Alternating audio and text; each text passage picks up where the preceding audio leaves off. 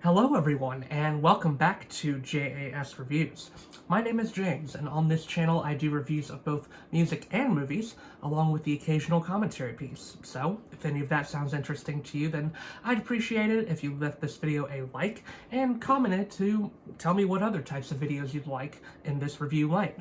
But today, welcome to the newest episode of The Critical Corner.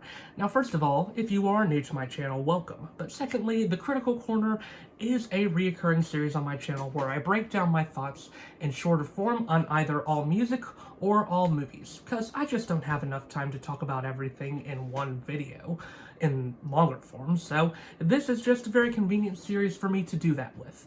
And today we are going to be focusing on all music.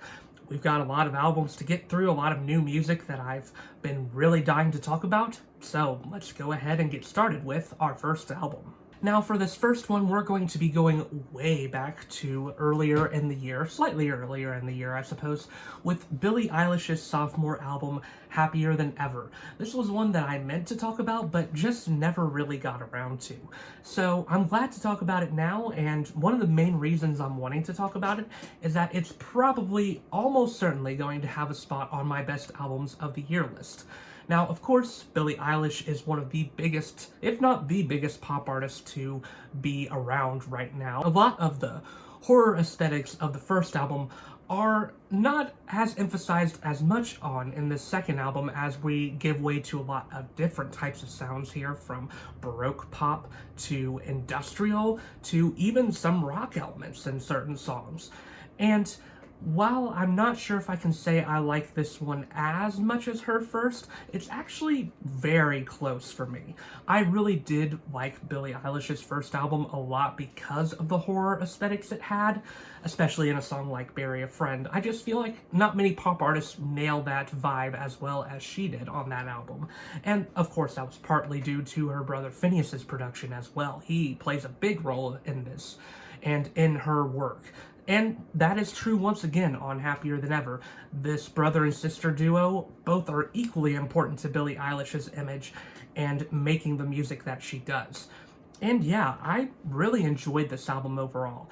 It is much more conceptual, I would say, than her first album. Billie Eilish highlights a lot of things about herself, specifically how the fame has treated her, how the industry has treated her, and how that has led to some abuse of her as a person.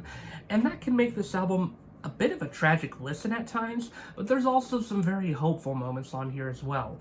We do start in a lower place than where we end, such as on the song Getting Older, which is the first track on here and already an immediate highlight, and one that is very subtle in how it highlights Billie's rise to fame and the feelings that she's had with being in this sudden place. There's other great songs on here as well, such as NDA, which is pretty much classic Billie to me, except done in a new way with some really cool auto-tune effects. And then there's, of course, the title track itself, which is just mind-blowing in how amazing it is. I really loved what this song did. It shows Billie Eilish going in a direction that she's never gone before, with some bombastic rock tendencies. That explosion comes out of nowhere, and even though the guitars are slightly overproduced, I suppose, and slightly maybe too loud in the mix, it still really does help for the intensity of the song more than anything else, and I feel like that was probably an intentional move on Phineas's part. There's other great songs on here as well, such as Oxytocin, which sees Billie adapting a more industrial flair that really works for her, or Halley's Comet, which has a very soothing vibe to it. There's just a lot of good stuff on here, and I really enjoyed this album overall. I think it had a really good arc, and I think it shows that Billie is not going to be an artist that's comfortable with staying in one particular lane. This album doesn't have that many problems with it, except that it might be slightly overlong, and some of the singles haven't stayed with me in the way that I hoped they would, such as Lost Cause, which is more dull to me than anything now, or even My Future, which isn't as interesting to me as when I first heard it. And Therefore I Am feels like it's trying too hard to copy the formula that When We All Fall Asleep had, but it doesn't have the same impact as any songs on that previous album. But still, this is a really solid album overall, a great one, I would say, and it's definitely one of my favorites of the year so far. 4 out of 5 stars for me. Next up, we're going to be talking about Lorde and her much anticipated return with her third album, Solar Power. Now, Lorde is one of the most heavily lauded pop artists of our time. A lot of people consider her to be the best amongst her peers. And the fact that she hasn't been back in a while has made me think that she was taking this time to really make a product that would be important and that would be impactful. So I was, of course, excited when I saw that Lorde was coming back. I consider Melodrama to be one of the best pop albums out there, with some of the most lavish production I've heard in a pop album and some of the best writing I've ever heard. Just very introspective and very powerful to me. And it really connected with me at the time it was released. Unfortunately, Solar Power is not great. In fact, I would call it a sort of a disappointment, honestly. I was pretty underwhelmed with the lead single, which is also the title track, and it still doesn't really work in context of the album. And yeah, there's a lot of stuff on here that doesn't work, is a really sad thing. There are some good songs on here. The Path is a really good opening track that does feel like classic Lorde, and in fact her vocals sound as good as ever here, and I really like the message that this song is giving, like finding the path to healing, the path to redemption. I think that works as establishing the arc for Solar Power as a whole.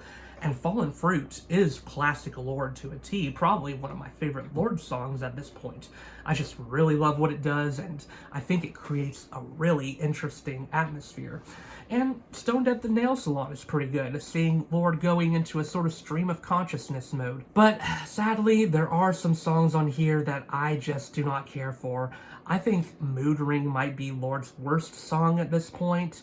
I really didn't care for its satire. It's hard to call it satire because it's not particularly poignant or revealing or illuminating in any way to me. It feels very basic, and honestly, I just don't know. I don't think Lorde is biting enough in this song to make the satire work. Some songs just come and go without leaving any impact whatsoever, or just leave my eyes rolling, to be honest. Secrets from a Girl Who's Seen It All is not really as thought-provoking as the title would suggest it is, and it has one of the most annoying hooks I've heard of the year, and Dominoes is way too short to leave any type of impact at all, really.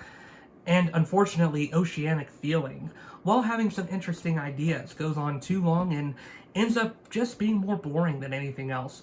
And sadly, that's the main word I would use to describe this album. It's pretty uneventful and dull, and it just doesn't feel like Lorde at all. I feel like her identity for the most of this album is not here in the same way that it was on Melodrama or Pure Heroine. This isn't a bad album, like I said, but it is very disappointing to me.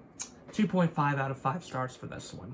Next up is another album I was really anticipating this year, Spiritbox's debut, Eternal Blue. This band blew up pretty much out of nowhere, I feel like, and even the band has said that the blow up for them simply came out of nowhere. They actually got really popular off this song Holy Roller, which was sort of meant to just be a one-off single, but exploded them into the mainstream metalcore scene so quickly that they ended up including it on the album. And yeah, it was an excellent song, which showed that Courtney LaPlante is a vicious vocalist, someone to watch for. So I was very excited for this debut, and thankfully, it's excellent. In fact, I might like it slightly better than their EP, which I already really enjoyed.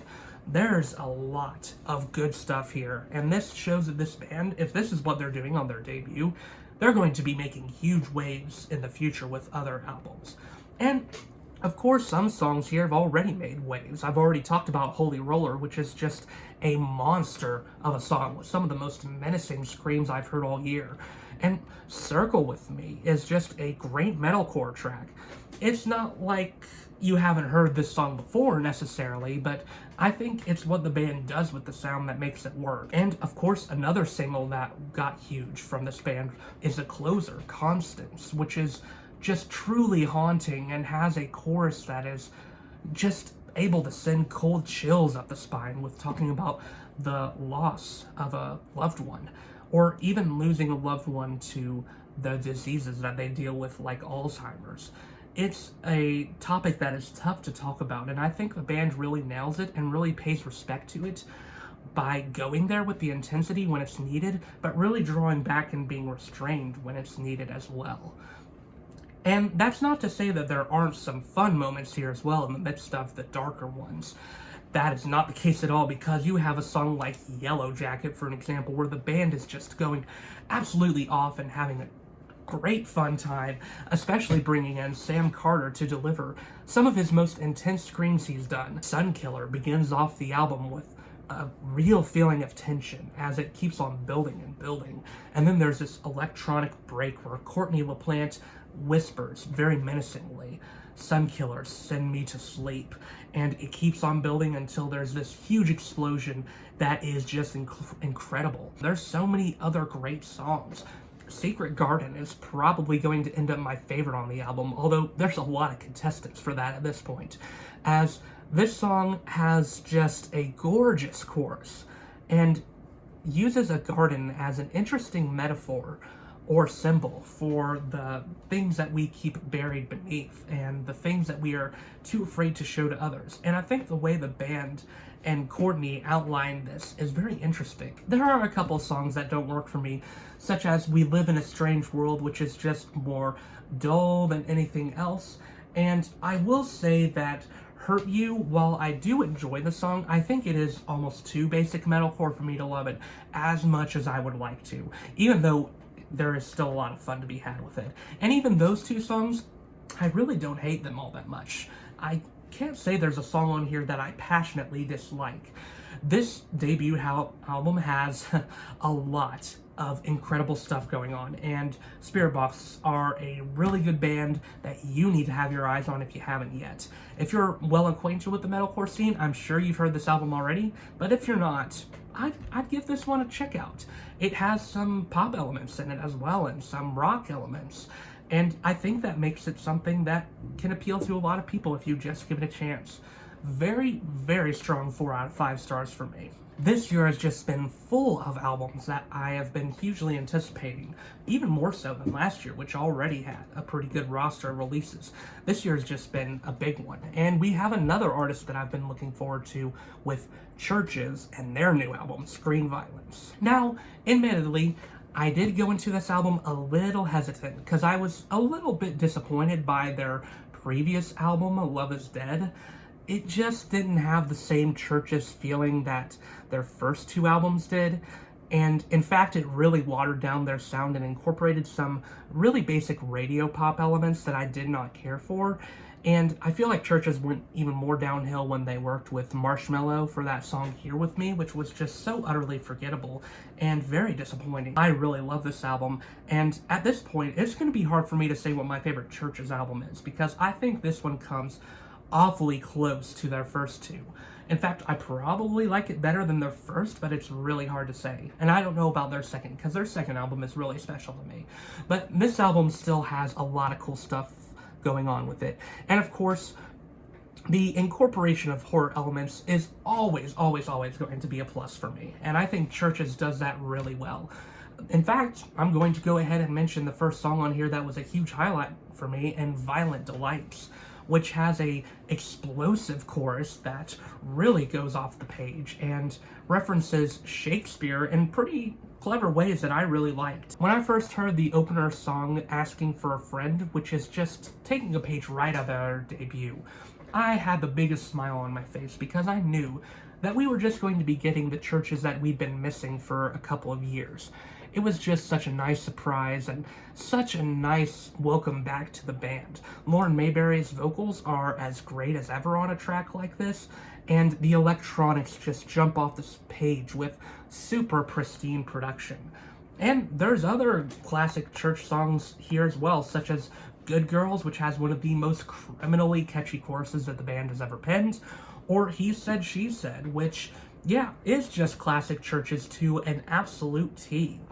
There's great song after great song here for me, but none of them compare, in my opinion, to How Not to Drown, which features Robert Smith of The Cure. And man, this is one of the best features I've heard all year long. the way that CHVRCHES incorporates him into the song is really well done and creates a vibe that is just absolutely immaculate, in my opinion. There's plenty of other highlights here as well, such as Final Girl, which once again represents horror and does so in a very interesting political way that I think works. Or Nightmares, which is the most rock that CHVRCHES has ever gotten. And man, do they nail that genre very well. This album is just excellent. The only song here I can say that I don't really care for is Lullabies, because it's just a song that sort of comes and goes without leaving much impact. But overall, this album is just superb and is probably going to end up in my top 5 albums of the year. Welcome back, CHVRCHES. It is so good to have you back in fine form. And who knows, at some point this might be my favorite album of theirs. For that reason, I'm going to be giving this a very strong 4.5 out of 5 stars. And speaking of bands that I was hoping would come back in fine form this year, we're now going to be talking about Wage War's newest album, Manic.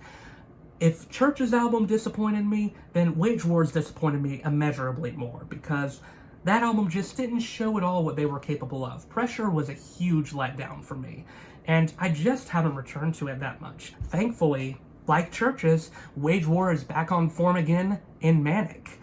And while this still doesn't match up to their first 2 albums, it is a much better follow-up to Deadweight than Pressure was. In fact, it feels like a very logical follow-up in some ways. Now, this album, while not quite as accessible as Pressure is, not quite as radio-ready, it still has a lot of songs that are much more emphasizing on clean vocals and rock elements than Deadweight or Blueprints were. Now, why does this album work better when it does that than on Pressure? Well, it's because the energy is here, and these songs don't feel as generic or as dead as they did on Pressure. The opener song, Relapse, showed me right away that the Wage War that I'd been missing was thankfully back. Even though this song isn't like the typical intensity that they have because it's more clean vocals, this song is still classic Wage War to me, with some of the catchiest chorus writing that they've penned in quite some time. In fact, this song reminds me of Southbound in a way with its chorus, and once again, I say that as a compliment. Corey's clean vocals are off the charts throughout most of this album.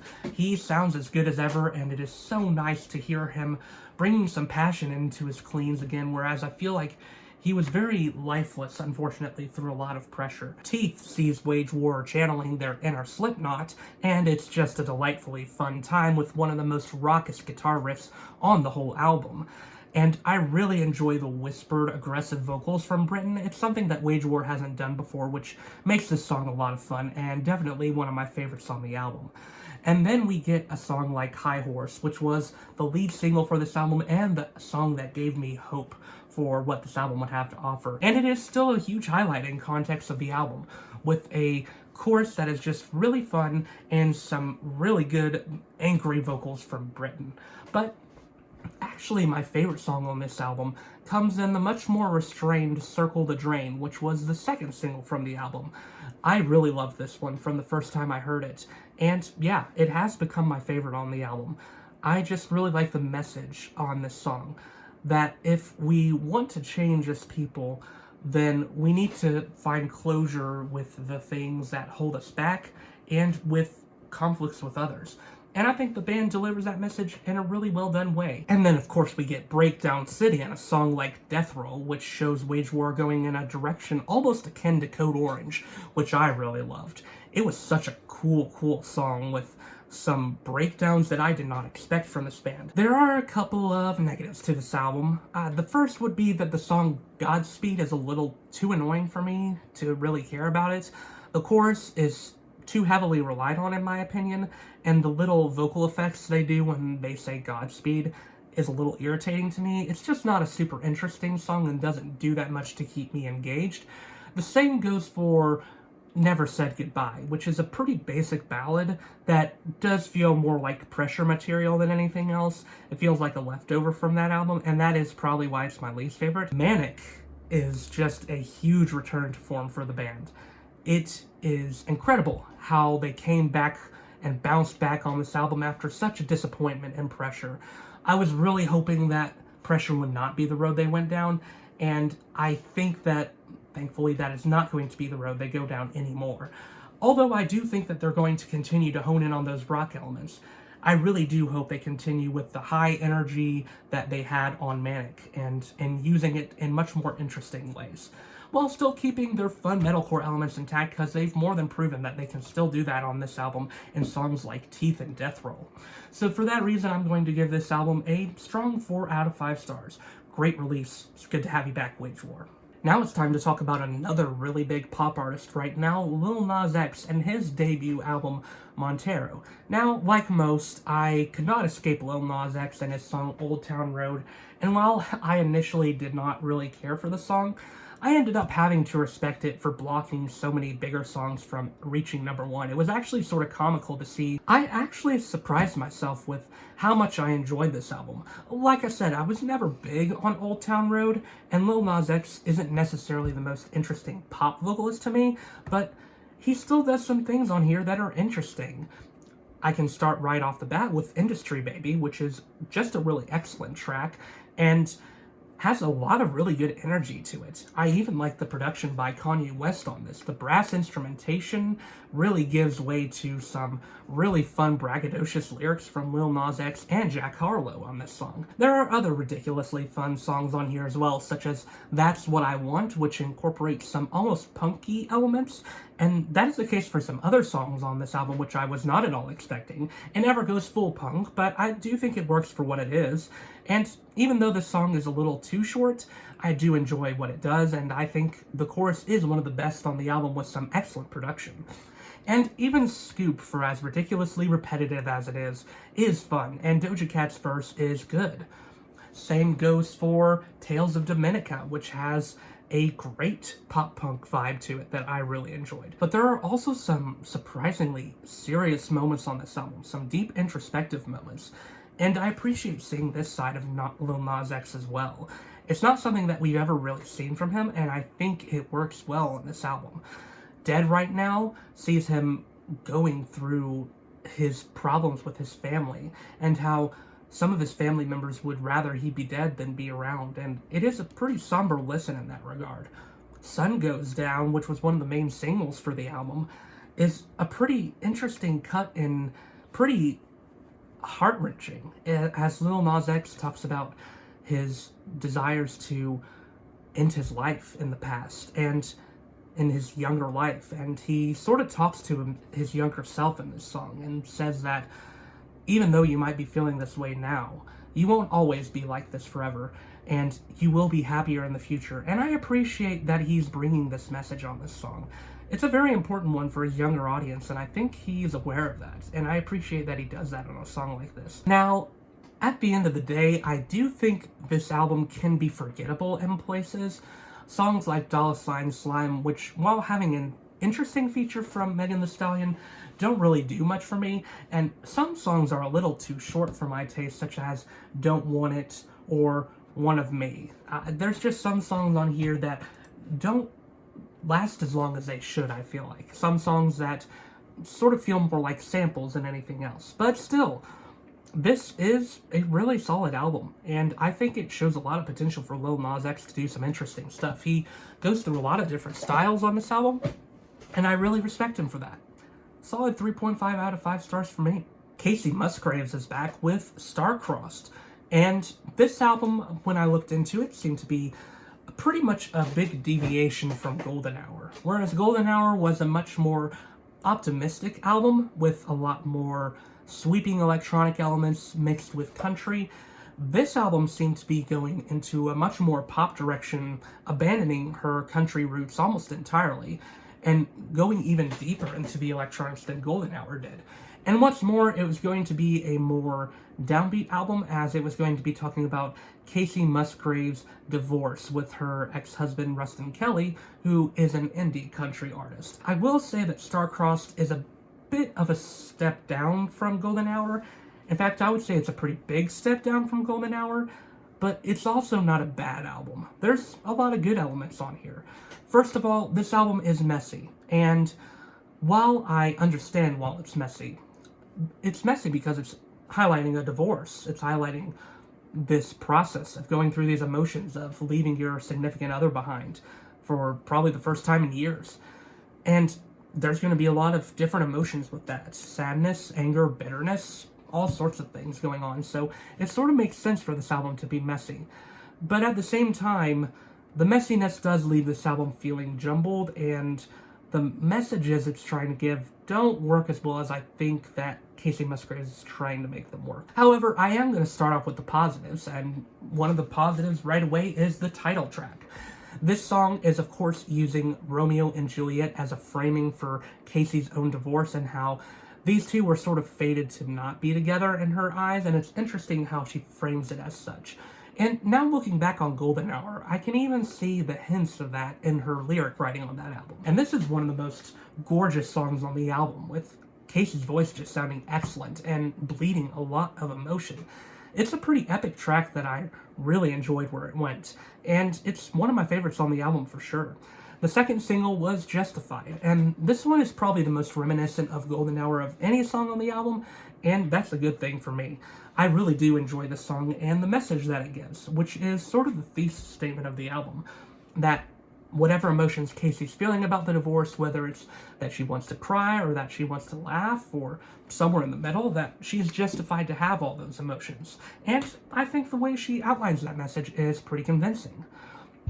But you've also got some other great songs on here as well besides the singles. Simple Times, which actually did become a single but wasn't when this album was releasing, I believe, is another one more reminiscent of Golden Hour, reminding me of Lonely Weekend in a way. And I do like the chorus of this song. I really like the incorporation of guitar elements in this one. What Doesn't Kill Me is the most upbeat song on this album, and I've sort of missed Kacey making upbeat songs on her albums. She did this way more on her first two albums, whereas Golden Hour was a lot more downbeat, so I was really happy to see that this album incorporated a more upbeat song at some point in the album, and I think this one might be my favorite on the album next to Star-Crossed. It's a lot of fun, and I think Kacey's really enjoying herself on this song. Now, there are definitely some moments on here that are weak to me. The first I want to point out is a song that irritated me the first time I heard it, which is Breadwinner. I get the message of this song, and that maybe it might even be true that Rustin Kelly was jealous of Kacey's success and how she was overshadowing him as a country singer. But at the same time, this song feels sort of out of character for Kacey as a singer and as a personality. Cherry Blossom had some good ideas, but I don't think it worked very well in execution, in talking about Japanese culture and relating that to her love for her husband, her ex-husband in the song. It just didn't work as well as I would have hoped. And Good Wife, while I do think it has some real sincerity in it, doesn't really work for me either. So there are definitely some weak moments on this album, and plus the overall messiness is a bit of a hindrance for me. Still, I do think this is a good album. I just don't think it matches up to the rest of Kacey's work. 3.5 out of 5 stars for me. So yeah, that was the latest episode of The Critical Corner. What were your thoughts on any of the albums I talked about? Let me know in the comments down below. And once again, my name is James. I do reviews of both music and movies, along with the occasional commentary piece. So if any of that sounds interesting to you, then please be sure to give this video a like and to comment on this video what other reviews you'd like to see me do. But until then, I will see you all in the next video.